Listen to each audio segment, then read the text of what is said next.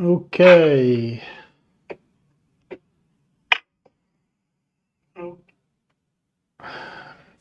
I'm assuming I am live. I think. If anybody's here, give me a shout in the chat box.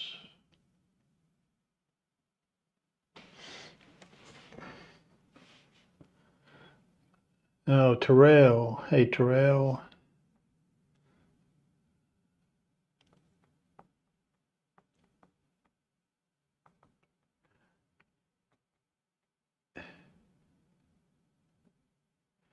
Hello, Wanda. Yes, this live stream is going to have a little bit of something for you in it, since you have a ZF. And we talked about the iMenu. We're going to get into that in just a little bit.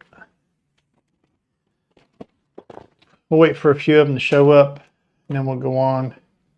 Some of the things I wanted to talk about tonight, I've had some things come up this week, and mainly had to do with art shows that I do every year, and I am having some second thoughts about some stuff. So I kind of wanted to go over what it takes to do to sell your photography. Okay, basically it.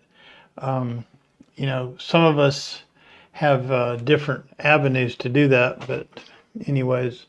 And then I wanted to touch on the controversial subject of artificial intelligence and what people think about that. And then we'll get into a little bit of the Z8. And I want to show some high ISO images. So anyways, today Tony and Chelsea Northrup, I think it was today, came out with a video. And I put a link to that video in the description for this live stream. And at about 6 minutes into their video, Tony starts talking about ISO and using auto ISO.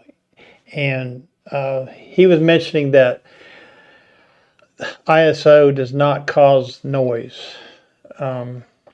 What causes noise is lack of light. Okay, so we'll get into that because that's later on in the live stream. But I guess we'll get started, and then the others can join in, and they can always pick it up on the replay. So I was scheduled to do an art show this weekend with a friend of mine, another wildlife photographer, Lynn Alexander. And Wanda's met her. She knows Lynn. Anyways, Lynn and I do together, we do about 2 or 3 art shows a year, local. Oh, come on. My camera just froze.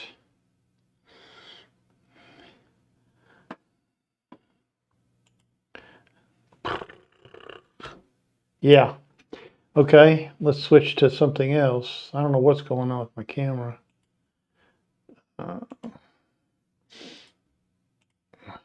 Let's try it this way. Now you can't see me at all. I've been having some trouble with OBS.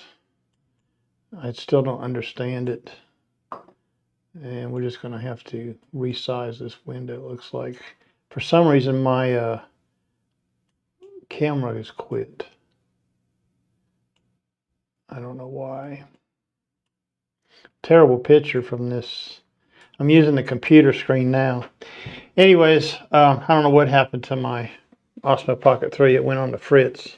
So, anyways, Lynn and I were scheduled to do an art show this weekend here in Crossville, Tennessee. And it was a one-day show on Saturday. Well, the weather, it's outdoors, of course. The weather forecast was calling for what started out last week, 55% rain. And hello, Pam. Welcome to the live stream. Anyways, the weather forecast changed throughout the week, and now we're at 70% rain forecast on Saturday. So this is an outdoor show. You know, you use a 10 by 10 pop-up tent. Anyways, we've done this show about 3 times. We've not done real well at selling there, but it's not very expensive to go there. Their booth fee is like about $45. And we split it. Her and I split it. Anyways, we both decided with encouragement from others that we would just not go to the show and risk ruining our artwork.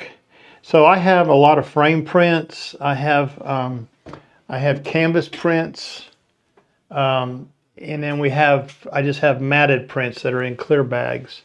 Those would be protected more or less, but you know, the frame prints, and it's just too much risk for what money we've been making on these shows. And I'm talking about less than $200 for a one-day show, and that's not a lot. That's just a couple images. Like this image right here, I'm going to show you. This one here is a local waterfall here in Cumberland County. It's called Ozone Falls. So this is a 11 by, let's see, this is a 12 by 18 print in a 16 by 20 frame. So this would normally sell for about $95. And you sell 2 of these and that's it. And maybe some of your other stuff gets damaged. So we decided not to do that. I've been doing shows for a long time. It's gotten to the point where I don't know. We only do art shows. We don't do craft shows. Craft shows, people want to nickel and dime you to death. They don't appreciate art. They don't appreciate the work that goes into your photography. You know, they don't appreciate the money invested in equipment. They think that we went out with our cell phones and took these wonderful long exposure and wildlife, let's see, where are we at? Wildlife pictures like this deer right here. So all these pictures on the back wall were not taken with an iPhone. And so they don't really appreciate it very much. And it's come to the point now, you know, dealing with weather, and then you've got the setup and tear down of your booth, which takes a lot of time. It takes more time to set it up than it does tear it down. Plus you got to haul all your stuff there. My pickup truck has a camper top on the back, and when I go to an art show, it is full, okay? It has a couple displays in it, a 10 by 10 tent, all my product, it's full. So, you know, you got that, and then, of course, you got your booth fees. Now, this particular art show this weekend was only going to be $45 for the one day. But locally, some of these other art shows are upwards of $100 for a weekend, let's say, for 2 days. That's a single booth. Now, Lynn and they've all gone up this year. Everybody's gone up. You know, I was watching a YouTube video today. It was a couple from California moving from California to South Carolina, and they were talking about 2 Big Mac value meals in California for him and his wife cost $30. And I heard this once before. Somebody said a Big Mac in California was $18. I didn't believe it, but they said it on their video today, so I did believe it then. So everything's going up. Booth fees went up this year. So in the past, Lynn and I, we like to explore our space when we set up for an art show. And she has a lot of canvas prints, wildlife prints, and some landscape. I'm more of a landscape photographer and have very little wildlife. So we kind of complement each other. We're not really in competition with each other when we're selling things. People come in looking for different products. But we would get what I was going to say is we would get a double booth, okay, and really expand our space and make it look really nice. And we could afford to do that until this year.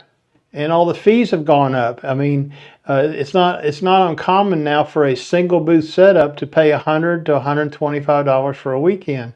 So for a little guy like me, you know, that's a lot of risk. And another issue I have is the cost of your inventory. Now, if you're going to do this, you've got to have inventory, okay? You just got to have it. I've got all my inventory. I don't have a lot, but I have plenty. And good evening, Greg Wilson. Yes, prices here in California are crazy high, just like our policies. Anyways, I lost my train of thought. Okay, anyways, it's just costing a lot more money, and the cost of inventory. I probably got my cost, not my selling, if I was sell everything, but my actual cost on inventory is probably around $2,000 to $2,500. Now, you know, if I sold all that, that would be great. But I've got prints that I've carried around for a couple of years that nobody really. Sometimes you'll sell something and you're like, wow, somebody bought that. You know, they must have really liked that one. You know, I try to provide a variety of prints and stuff at these art shows. So it's come down to this, okay, folks. It's come down to where I'm questioning, do I want to do any more art shows? Do I want to put my product out there and risk and all that? Now, one of the things to consider this year is I'm retiring from my job in December. So I'm going to have some free time on my hand. Do I want to spend my free time going out and do risky art shows? Or do I want to spend my free time going out and doing photography? Okay. Probably one of the rewards of doing photography is selling your work. Okay.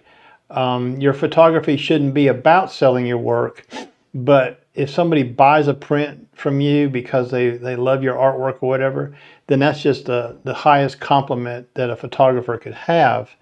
Posting on Facebook and Instagram, you know, it doesn't get you anywhere. Okay, I've had a Facebook page for years, and I have only sold, that I can remember, one print from my Facebook page. Let me catch up on these comments for a second. Greg says, yes, your wife and sell note cards and prints, and then art shows tough, and most people are looking, yeah. So, yeah, Greg, I have delved into the note card part of the art show, and, you know, I was selling note cards that I put together with, you buy them from Amazon, they have a sleeve, you put a 4x6 print in it and call it good, and, you know, $4 a piece, 3 for $10. And Lynn was doing the same thing, and it was getting really confusing because sometimes they'd pick up one of her pictures, one of her note cards, and 2 of mine. And then we had to figure out how to divide that up between the 2 of us. So I got to the point and said, you know what, Lynn, I'm not even going to fool with note cards anymore. You go ahead and do note cards. I'm going to do calendars, because she didn't do calendars or something like that. But even there's a risky investment. Calendars.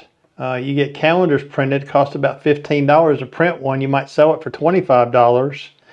But then if you don't sell all your calendars by April, then you're left holding on to calendars that you can't use. You know, I did a waterfall calendar last year, and I only did 10 at a time, and I didn't do any more than that. And I think I did 2 batches. I might have sold about 25 of them. My sister-in-law bought 7 of them, I think, for her friends. But I still got 1 out of the gift shop in the homesteads that hasn't sold. So, you know, I'm probably just going to eat that, because nobody's going to buy a calendar for this year in May. Okay. So those are the kind of things you deal with. So probably what's going to happen, I'm kind of considering whether I'm going to continue to do art shows. I just don't know if that's what I want to do. And I'll tell you why in a minute. But I have to consider what I'm going to do with my inventory. Now, you have a fire sale. You have a discount sale. I've got 2 more art shows scheduled for this year. One is for the May 25th weekend, and one is for June 22nd weekend. And right now, I'm weighing my options, what I'm going to do with that $2,000, $2,500 worth of inventory that I have. Because it isn't going to do me any good sitting here at the house. And I'm not going to be able to peddle it on Facebook because I've tried to do that before, and Facebook is not a good place to try to peddle things.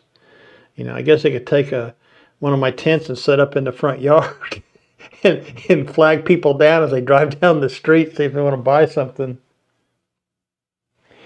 Anyway, so that's what I'm going to do. I'm going to consider what I'm going to do that. And one of the other reasons is not just because I'm retiring in December, but I'm also wanting to do some traveling. I have not been able to do that. I'm going to be 67 years old in October, and I've bought.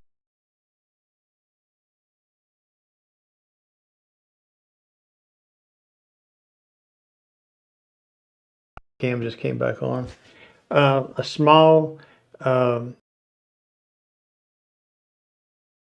Because it'd been sitting for a while and it needed some TLC, and I want to do some traveling with that. I want to go out west. I want to do some other things. So we'll wait and see, and I'll let you know what I decide to do on these art shows. Okay. One of the things I wanted to address too tonight was artificial intelligence. You know, I had a discussion the other day with somebody about this, and most people that are not photographers, just most people, really have a tough time telling the difference between a real photograph and one that was produced artificially. And that really bothers me because I hear this all the time at these art shows. This is a very common statement made by people who come into our booth. Ready for this? Did you take these photographs? No, ma'am. We bought them off of Amazon. Yes, we took these photographs. I even threatened to make a sign one time that says, yes, we took these photographs. But they ask you that. Boy, how do you get such good pictures? You must have a really good camera. Well, camera has nothing to do with your pictures, okay? It's, you know, composition and, you know, technique. You know, people, I see it all the time. You go, and bless their hearts, okay, that's what we say in Tennessee when you're about to talk bad about somebody. But you see them over at Cades Cove trying to get a picture of a bear, and they got their cell phone held out like this, you know, and I don't know what kind of picture they're getting because I don't do that, and I don't go over and look at their phone to see what they did. But they think that, you know, the cell phone is the only thing out there to take pictures with. So, are y'all still hearing my my volume?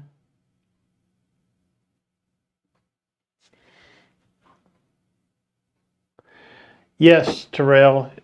Cameras and lenses are only one part of the equation.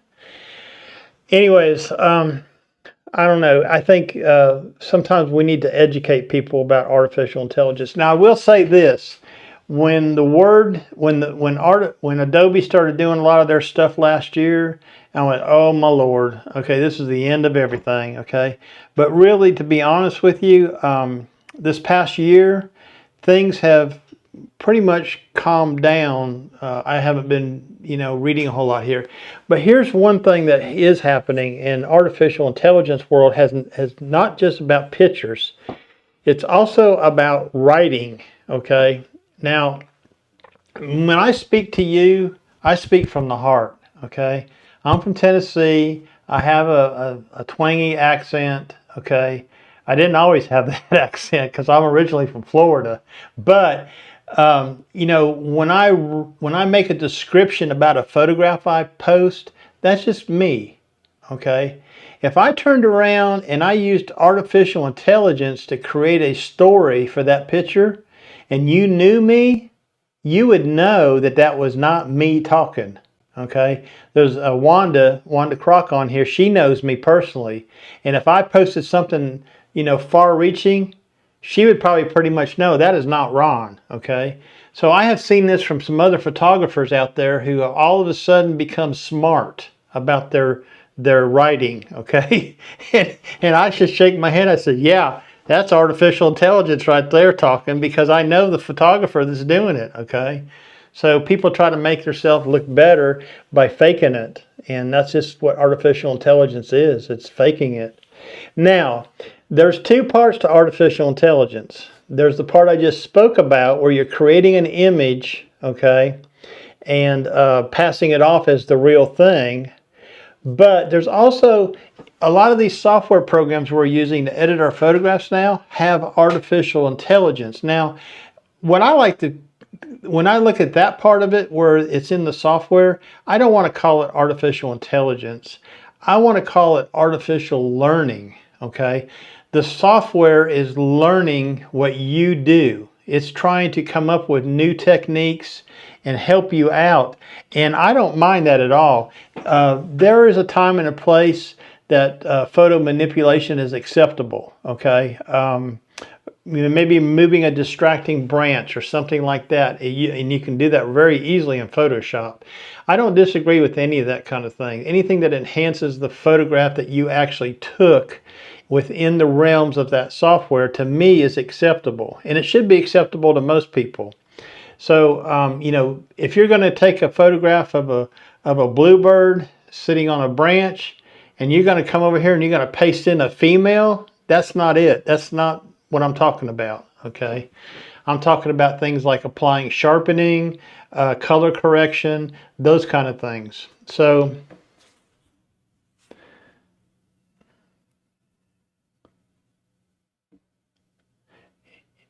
yes, I agree with you, Terrell. We should spend more money on good glass. Hello, good evening, Tim Childers. AI is great until Skynet goes live. That's got to be from a movie.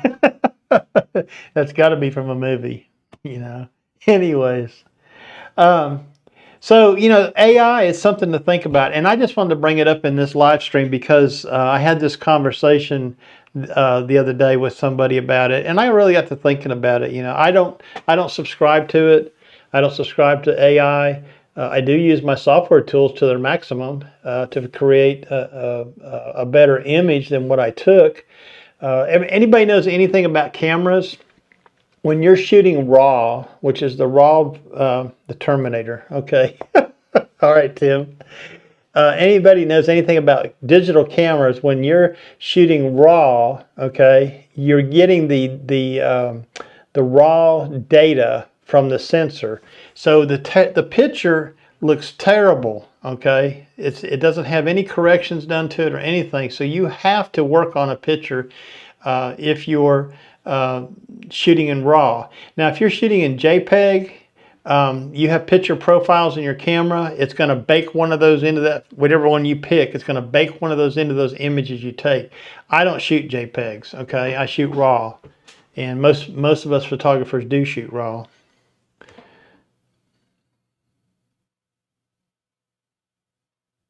Well, that's true, Terrell. Terrell says our new digital mirrorless cameras has AI built in for the focus systems. Yeah, he's right about that, okay, because that bird detecting, that Z8, that's a heck of a thing, boy. I sure am loving that.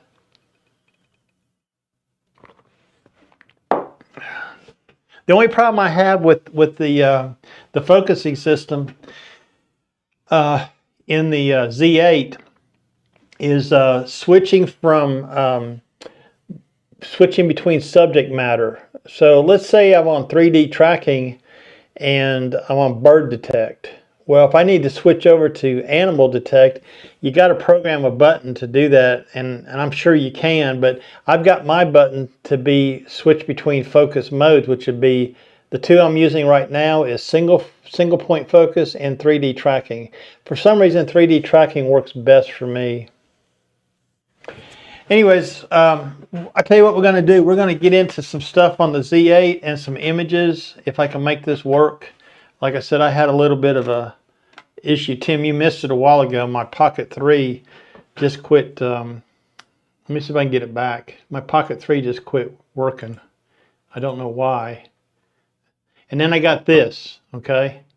And I don't know how to solve this problem either. This OBS stuff is really confusing to me. Now I'm on the Pocket 3, which to me is a better image, but then I got to resize everything. Now you're seeing it live right here. And I've watched some videos on OBS, and I'm just having I'm having a tough time with it. Let's see if the Pocket 3 will hold out for a while. I'm going to do that right there. Anyways, I'm going to switch over to show you the Z8 screen. I'll bring it to the top. Okay, so there we are. And look here. So the screen is flipped. So I've got to get in here to OBS, and I got to go to transform, and I've got to flip the screen horizontally. I think I did that a while ago. Anyways, let me bring up picture-in-the-picture here. I don't know if I can do that or not.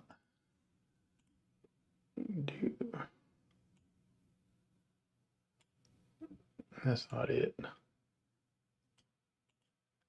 Forgive me, folks, because I don't know what I'm doing here. Anyways, we're just going to look at this. So this is my Z8, okay? I just touched the back of the eyepiece and it flipped over. So this is the Z8, and I'm going to show you the eye menu. So this would apply to a Z8 or a ZF or a Z9, I'm assuming, okay? So when I hit the eye menu, this is my shooting bank for landscape photography. And if you want to know what mode I'm in, well,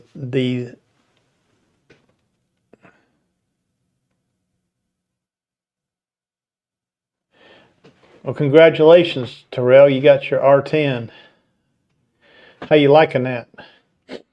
Anyways, in these cameras, these professional grade cameras, they have shooting banks. Some of the other cameras like the Nikon D7500 and some of the others have user settings, user 1, 2, 3. The Z6 II has user settings. So it's a little bit different for me to deal with this, a little bit harder for me to deal with this on the Z8. So I have 4 shooting banks set up, and I'm going to show you what they are. They are A is my standard shooting bank that all these other banks are created off of. B is for action, so basically that's for birds. C is for landscape, and I usually spend my time in B or C. And then D I have set up for astro, which I'm not an astro shooter. Now I can't take credit for these. I watched a guy named Hudson Henry set this up this way, and I followed his lead. But what we're going to do is look at my landscape settings. So this is my eye menu. Now, I'm going to go over what's in this menu so you know. So we're going to start right here. You can change your image area from full frame to crop sensor, DX mode. The R10, oh, it has, is it, I guess the R10 would have, I don't know much about Canon cameras, but I guess that's it's got the newer focusing system in it, Terrell. Anyways, this is one of my boxes here, and I can push the OK button and change from different crop ratios. I can go to crop sensor. I can go to a 1:1, which is a square. I can go 16:9. And those are the 4 that this camera supports. Normally it stays in full frame.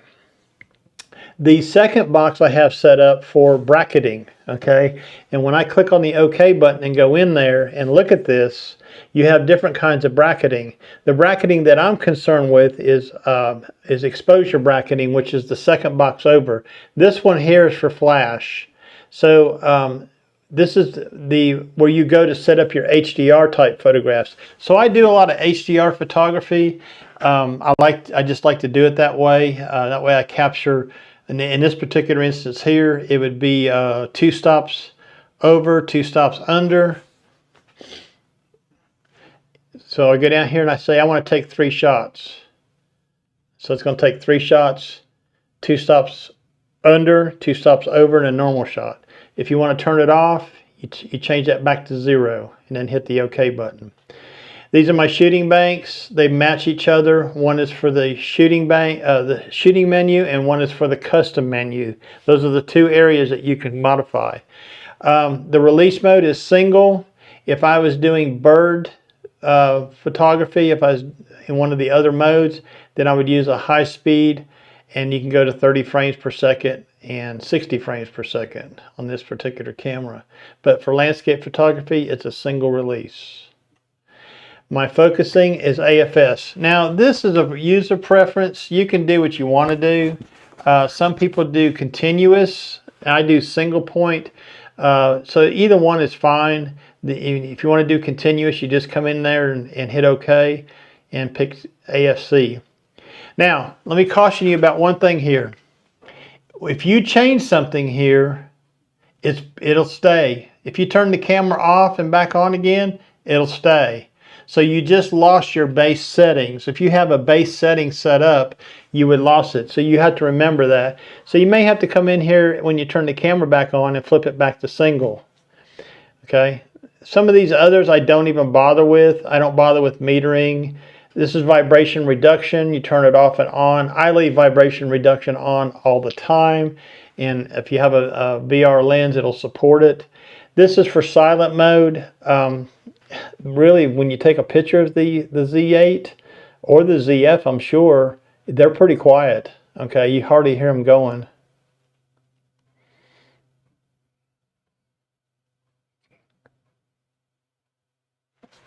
Anyways, this is the brightness for the monitor viewfinder.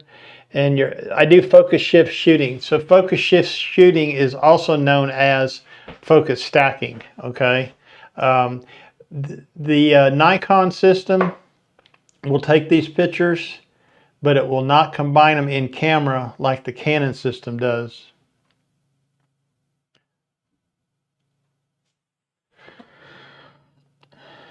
Interesting.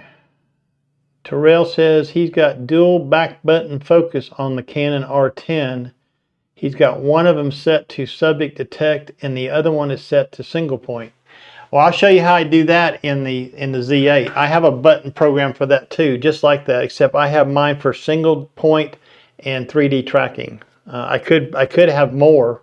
It just kind of, actually it's not like yours where it's two separate buttons. It actually rolls through the menu choices, and I've only got two of them just highlighted, so it only goes between the two, which would be single point and 3D tracking. Anyways, this is the focus shifting area, and then this is your actual focus, your area mode. Okay, so here's all your options for this camera. Now I'm not too sure what the ZF has, but for landscape photography, I'm using single point. Okay, if I was doing bird photography or animal photography, then I might change that. Okay, and I'd probably do let's see, I'd probably do wide area small, and then go down here and find the bird, picture of the bird right there. So now I'm in bird mode. Okay, and what it's going to do, it's going to look in a very small part of the screen for the bird, wherever that red box is, and when you hit your focus button, it's going to try to find the bird's eye. Pretty nifty. But for now, we're going to leave it on. We're going to leave it off. Let me go back to single point. So this is my basic settings for landscape photography. Now, you probably want to know, how do I change this menu? Okay, the I menu. Well, that's where the power is. Okay, and to change this menu, you need to go into the menu system and custom controls. So on the back of my camera, I'm going to press the menu button, and I'm going to go over here to custom settings menu, which on my camera is the little pencil icon. If you'll notice, it's currently set for custom bank C, which is landscape. Okay, so everything I do here is going to affect that bank only. It's not going to affect the other banks.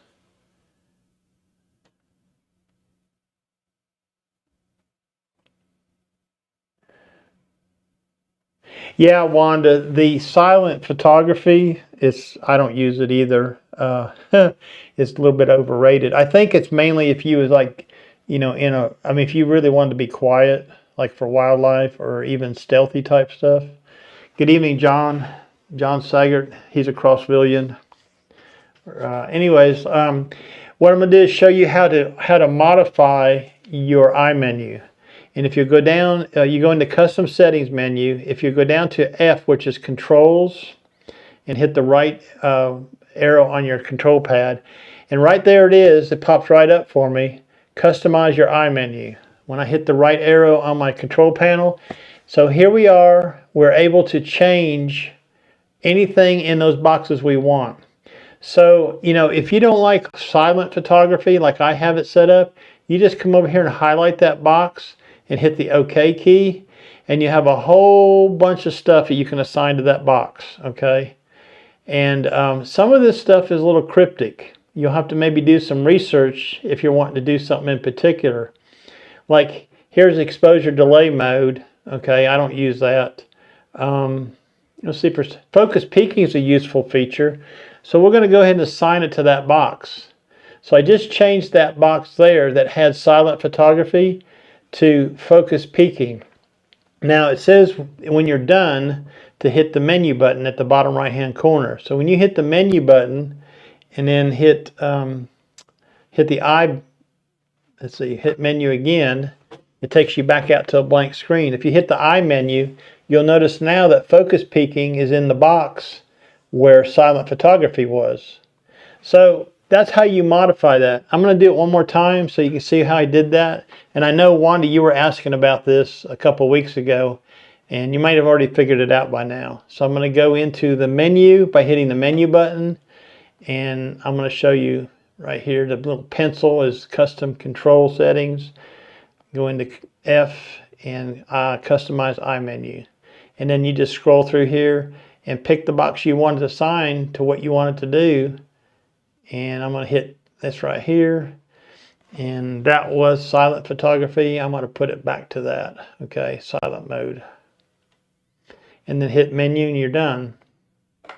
Hit menu again, hit the iMenu, and now it's back to silent mode. So that's how you modify the iMenu. Okay. So, you know, if you got any questions about that, you know, in particular, next Thursday night, you can bring them up during the Zoom meeting. And by the way, I just let that one out of the bag. If any of you photographers that are on here would like to join a Zoom group we have down here, we have a Zoom group of, well, what I affectionately like to call,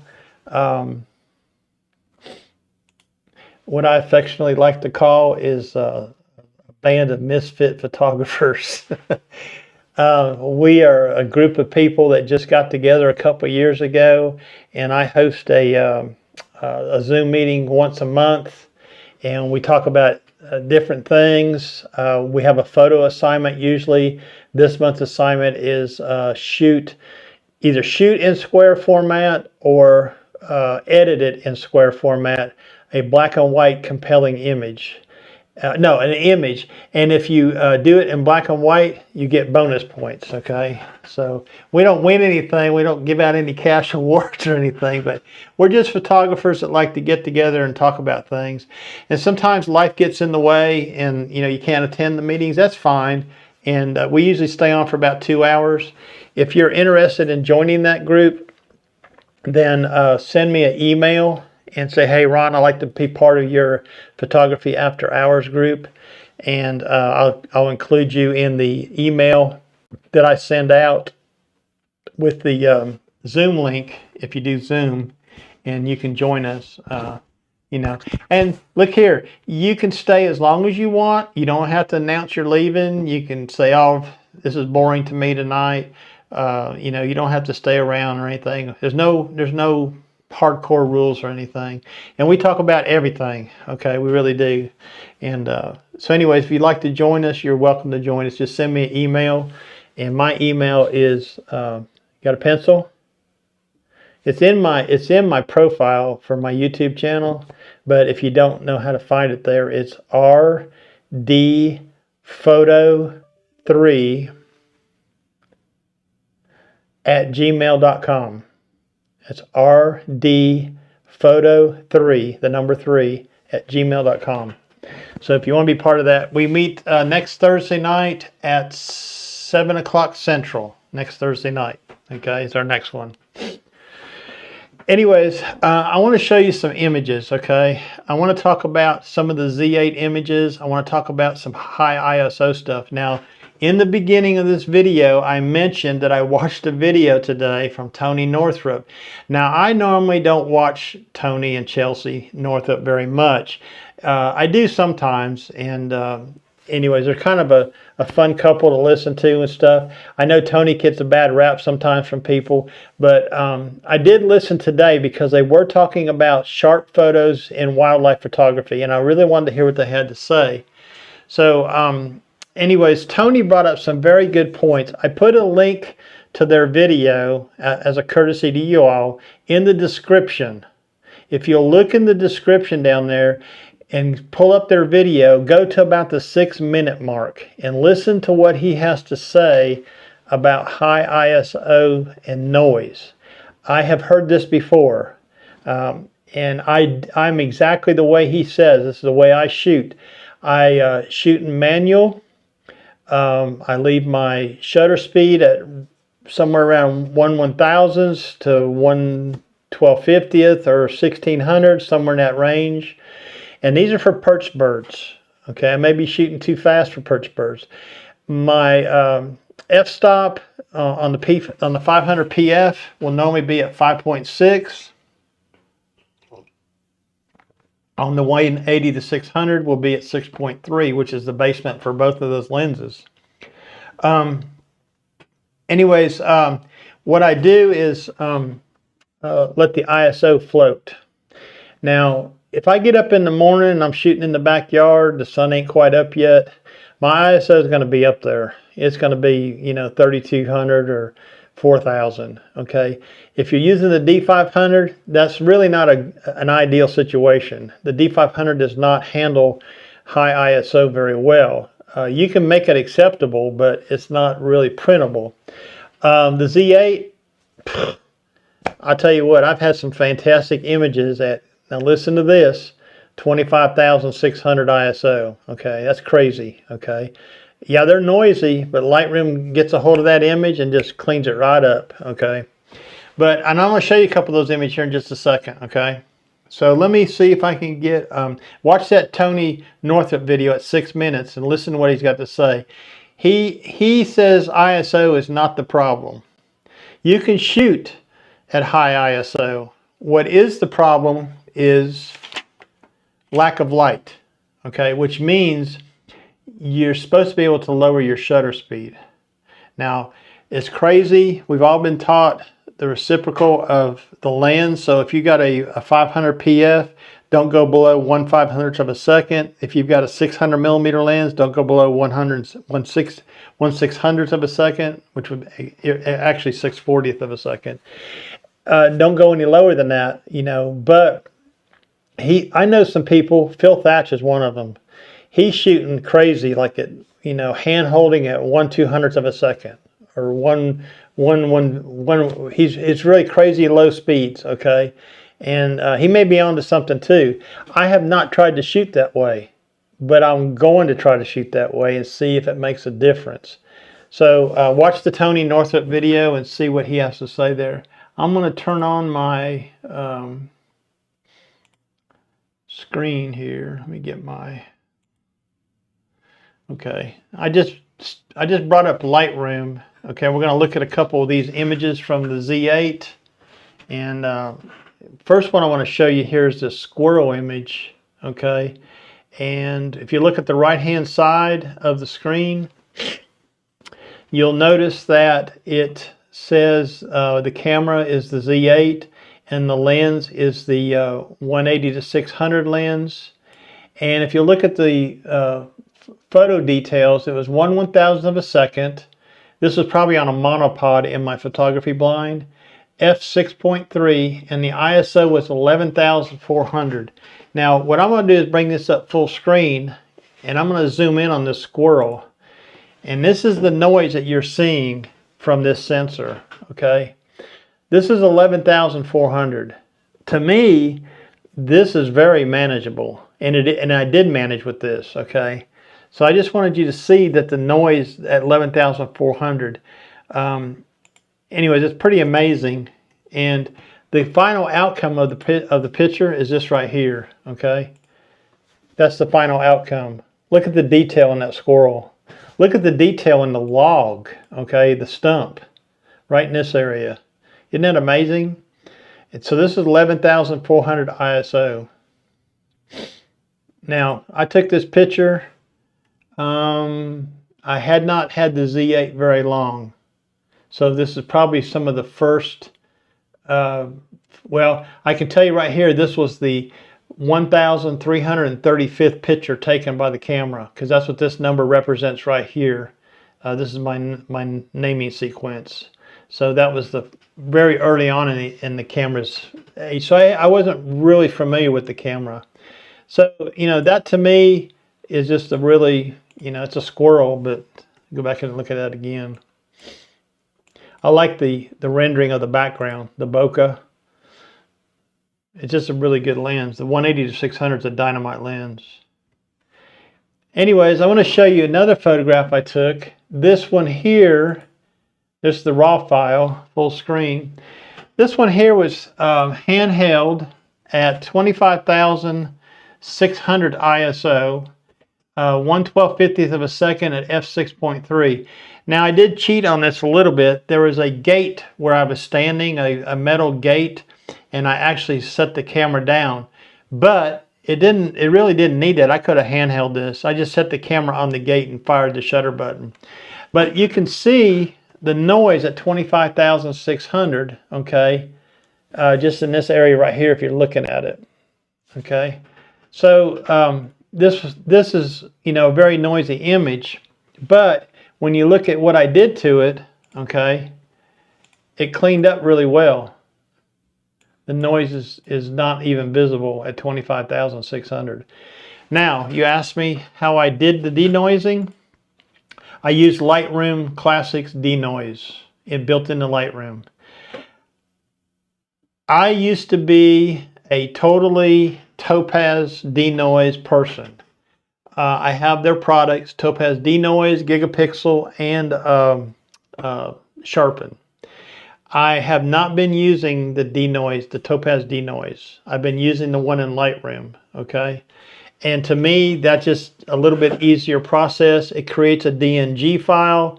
If you go out to Topaz denoise and come back, it creates a TIFF file, a little bit different to work with.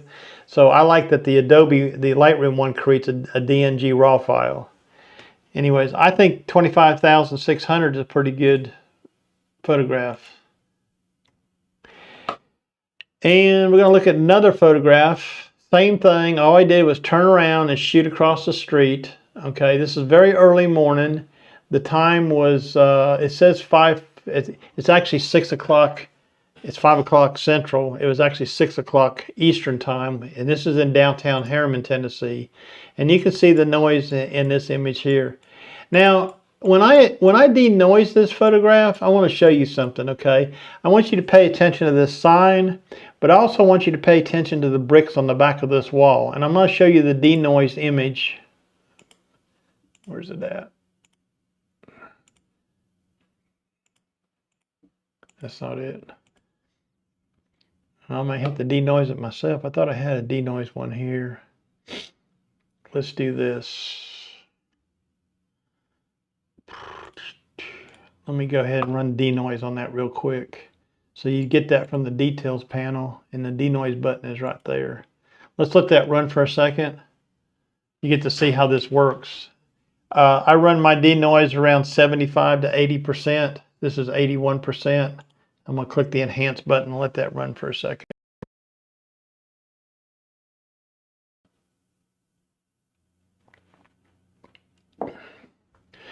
I'm running a MacBook Pro.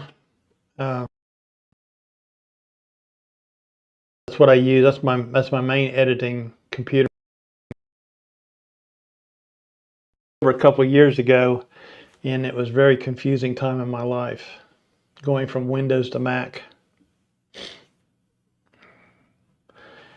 I don't store my files on the MacBook. I have a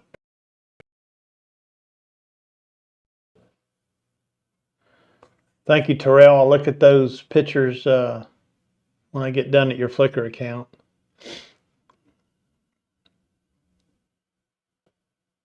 Gotcha. Okay, so this was denoised, and I wanted you to pay attention to this area right here. Let's go full screen so you can see that. Now, it looks apparent that it has cleaned it up, okay? Let me zoom in just a little bit farther. Let's go to, okay, get 200%. Yeah. So up here in the brick, I'm not sure, but it looks to me like it's lost some detail on the denoise, okay? I'm not real sure of that. This has not had any sharpening or any other edits applied to that, to this photograph. Well, we can go ahead and do that right now if you want to. And what I'm going to do is just hit the basic button right here and go auto and let auto do that. And then I say we go ahead and apply some sharpening. I'm just going to do Lightroom sharpening real quick, and we'll go down here to details. And I have some presets here that I use to make it quick. Let me go over here and find them. Sharpening. So I'm going to do a medium sharpen and change that to 0.5.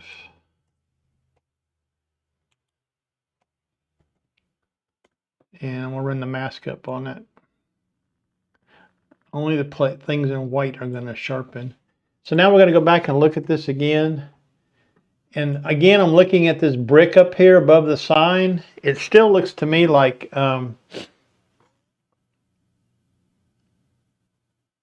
it's lost some detail up there.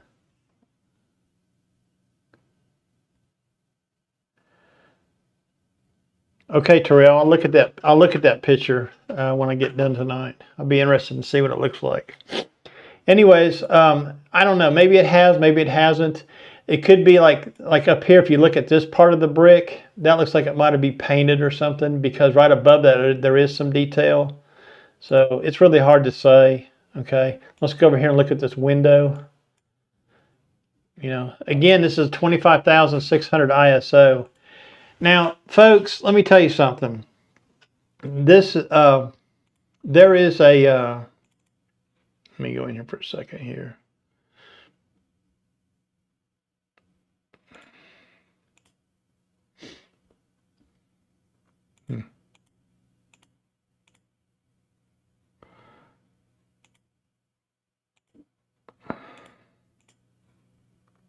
Jeez.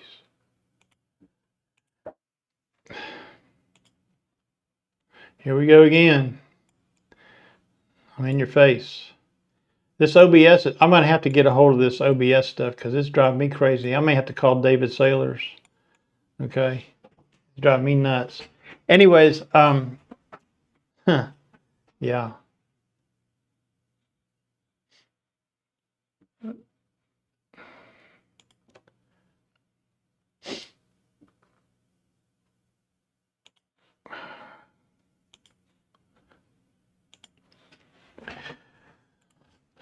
Anyways, I haven't had any sharpening applied to it or anything. It's just a real basic edit.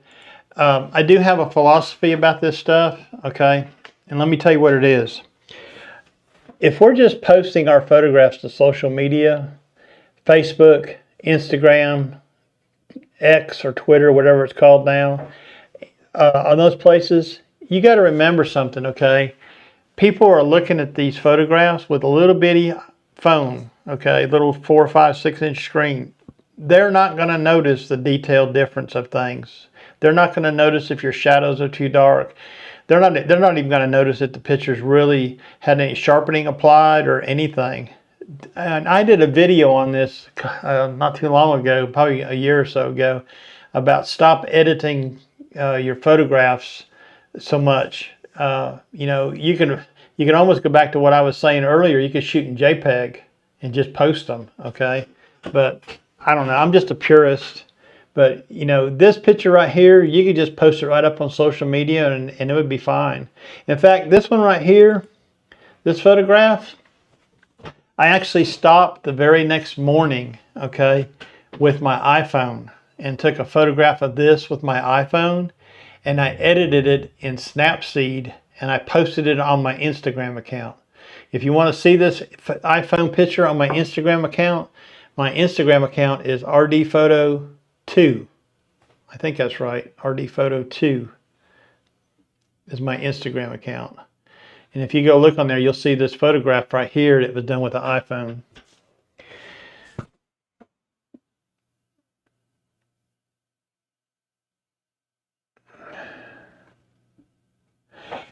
Yes, so John says that he shoots a lot of 25,000 ISO, but he's using Topaz Photo AI.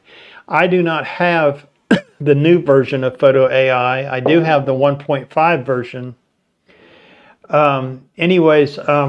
The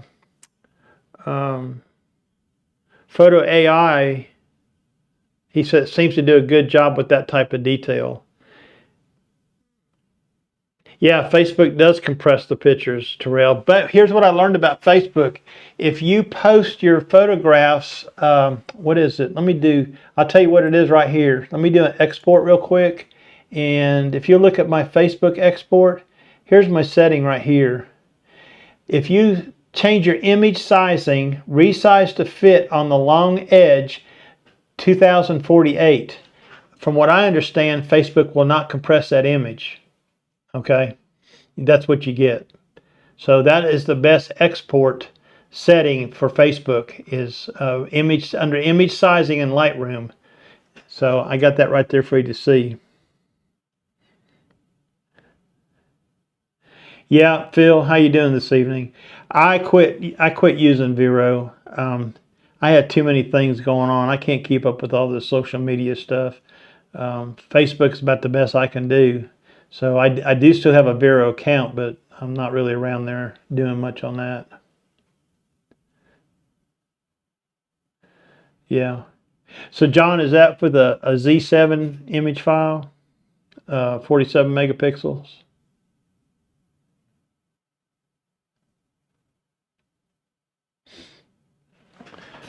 Good evening, Phil. Phil said hi. Phil Thatch is down in Chattanooga. He's down there by Tim Childers. We've all photographed together before. Now, yesterday, Phil, I actually posted something on Instagram, and let me see if I can get my picture back. Jeez. I'm having trouble with my OBS stuff because I don't know why. See that? Look at that. I don't know what's causing that.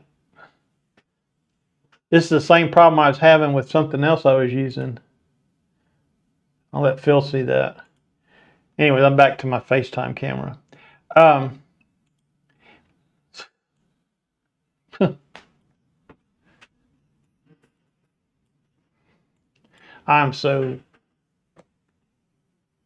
I've got to learn more about OBS. I don't know why my Pocket 3 camera was just doing that. It's some kind of interference.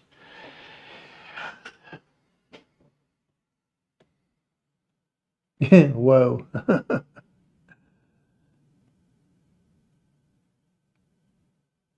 Anyways, the other night I posted something to Instagram first. And apparently my Instagram account and my Facebook account are linked together. And it asked me, do you want to post this on Facebook? And I said, well, okay, I'll bite. And I let it do that. And it posted it over on Facebook. It didn't post it to my photography page. It posted it to my personal page, which is fine. And so I know they're linked. At one time, I didn't care for Instagram too much because it was very convoluted the way you had to do things. I would have to edit a picture on my computer, save it as a JPEG, email it to myself, get it on my phone, and then put it over on Instagram. And then later I found out that Instagram allowed you to start doing this from your computer, which they never did in the past. So I started trying to use my computer to do it. And, you know, it's just too much work. All I want to do is take pictures. Okay. So anyways, let's go back here and see if there's any other photographs I want to look at. Yeah, I want to show you this one right here. Now this one here was shot out the window of my car. And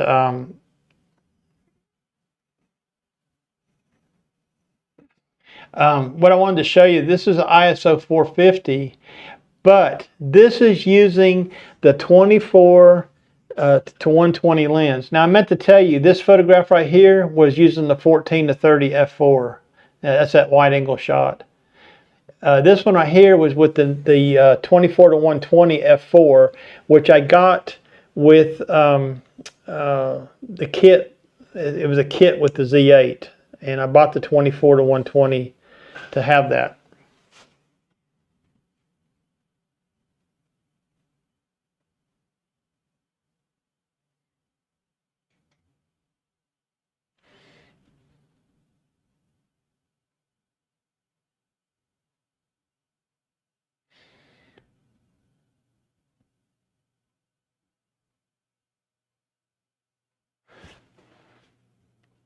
What are y'all seeing? Are y'all seeing my Lightroom pictures? Because I'm just watching OBS here and it's not, yeah. Let me go back. You're not seeing what I'm seeing. Okay, here we go. Sorry about that. So this photograph here I took with my 24 to 120 lens that I got with the Z8. And I really like the 24 to 120 lens. And I want to show you this photograph here. I want to show you how sharp it is. I want you to look at the license plate on that. Now that is I think that's a raw image right there. It is. That's a raw file from the Z8. Okay. And I haven't done anything to this file. There's no sharpening, no, I don't even think there's edits on it. Let's see if there's any edits. There might be an edit on it. Nope, no edits, nothing. That's straight out of the camera. Okay. The only thing it has is the Adobe standard profile applied to it on import. But I just thought that lens is really sharp. Okay. And I have the 24. I have the 24 to 70 f4, and I'm not carrying it anymore. It's staying right here in my studio mounted to the Z6 II, and I've been doing videos with it. I haven't been taking it out in the field with me since I have the 24 to 120. I think the 24 to 120 is a very good lens. It does not have vibration reduction, but I don't see that you need it. Not if you're putting it on a Z6 II or a Z8, one of those cameras like that. They're both good cameras that put it on. But it works really well in the Z8. And I guess that's why they sell it in kit form. So I just thought it was pretty good. I'm going to go ahead and apply an edit to that real quick. Okay. And let's put a little sharpening on it. We'll put a little medium sharpening just to sharpen it up some. It's still a good image, or looks good. 0.5, 100. And I'll mask that down. That's at 200% right there. Pretty sharp to me. And we'll show you one more here. Let's see. This is my friend Hootie Hoo. Now this is not a Z8 image. This is wait a minute. Yes, it is a Z8 image, but it's with the 500 PF. Okay. The ISO on this was 22800. And let's go full screen on that. And this one here has had edits to it. But as you can see, that's pretty sharp. And let's see what those edits are. Well, I can tell because it's been run through noise reduction.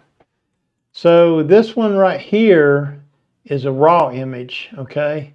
And this one here is at 16,000 ISO with the 500 PF.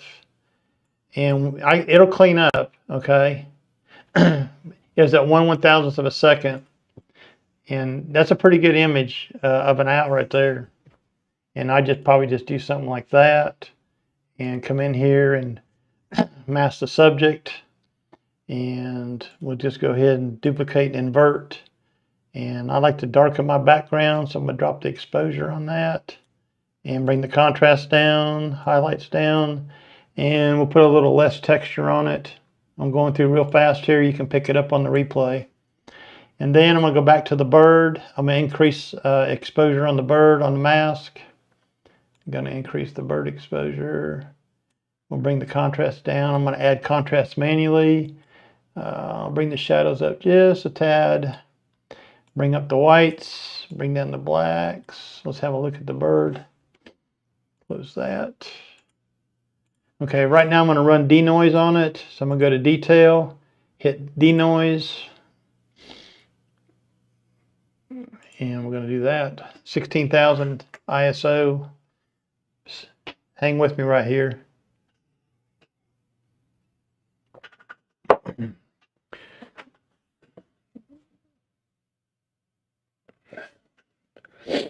John, I'm going to tell you something, okay? Next year, okay, I'm coming down to Florida, okay? I'm coming down to your territory. I will not have a job anymore, so I'm coming down there. My job just gets in the way all the time of what I want to do up here.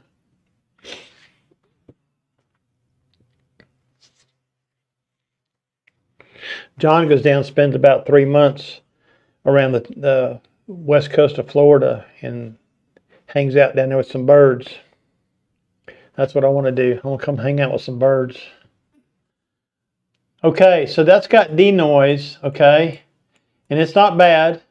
Now, let me tell you what happened here with this bird, okay? When I was shooting 3D tracking and bird detect, the tracking kept bouncing between the left eye and the right eye. And depending on what the bird was doing, it would go back and forth, back and forth. It drove me crazy. I was watching it. So what I want to do now is I'm actually going to go right into my sharpening process, which is topaz sharpen. So you can just see the whole process here. We'll let that fire up.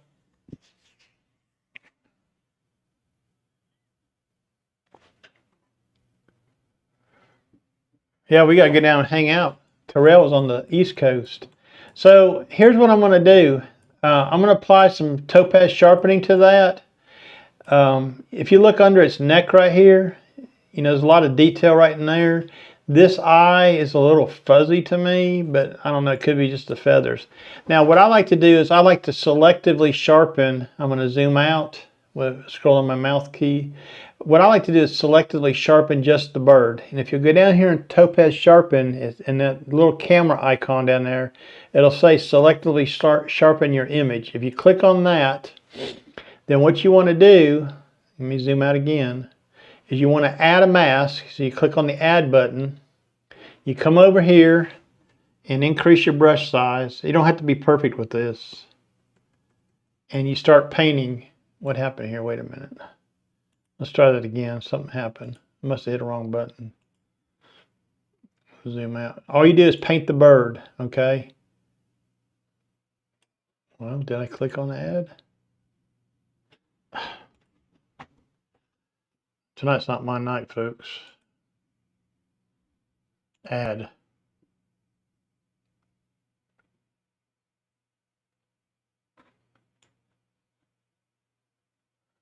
Yeah, it's not doing it.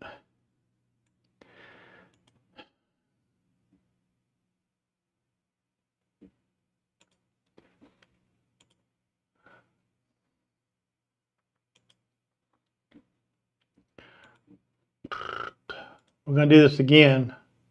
Sorry for the delay. It's just YouTube. It's all free. We're going to go back into topaz sharpen. Terrell, where do you go on the East Coast? You go around Merritt Island and stuff? I know where Phil goes. They go down to, what's that, Black Point Drive in that area? I used to live down there, believe it or not, near Kissimmee. That was long before I was doing photography. Okay, we're going to select the and then we're going to select add, and we're going to paint in the areas that we want to sharpen. We just want to sharpen this bird, okay? And I'm just going to do part of its head right here. I don't really care about the whole body myself. Not tonight. And you can do as much as you want, okay? You can make this bigger by hitting the square bracket keys. And you paint broadly. And you don't have to be perfect with this. It can overlap a little bit. It won't hurt. Okay. And what I'm going to do, while I'm doing this, let me just get the top of his head too. And I'm just going to hit the apply button here. And then we're going to apply the mask. So now it's going to apply the sharpening just to the bird. You know, you're pretty much farther south. Yeah, I'm not sure, Woody, but I just started it over again. I've got to get this OBS stuff nailed down. I've watched numerous videos, but I got to figure this out, because this to me is a... So here's the sharpened image from Topaz. That's at 200%. Let's go back more reasonable. Let's go to 100%. And to me, that's acceptably sharp for posting on social media. You can see feather details and what have you. 16,000 ISO, okay, using the Nikon Z8 and the 500 PF. Now, let me tell you something, okay? The 500 PF, okay, on the Z8 is a mean gun, okay? That thing is so light. You can, it's almost like having the D500 on it. That's the same weight you're dealing with, but the weight difference between the 180 to 600 and the 500 PF is day and night. Okay, so I love both the lenses. You know, I'm not going to get rid of the 500 PF. I'm going to keep that, and I'm going to shoot the D500 until it dies, whenever that is. It's still going pretty strong, so. Anyways, do y'all have any questions tonight? You want me to ask you? You want to ask me anything about anything we talked about? I really appreciate y'all. Hey, don't forget to go down into the description. There's a link for coming on the live stream tonight. I'm going to give away a free photograph of a red-shouldered hawk. Just don't put your name on it. It said you took it. And don't claim it. Don't claim artificial intelligence took it either. So, anyways, my next art show, Phil, is May 25th. Okay. Thank you, John. You can watch the replay, Woody. It'll be up there. But anyways. Like I said, if any of y'all want to join in on the Zoom meeting Thursday night, you're welcome to. Just send me an email at rdphoto3@gmail.com. Okay, well, thanks for coming tonight. I'm going to stop the stream now, and I appreciate y'all being here. Okay, good night, everyone.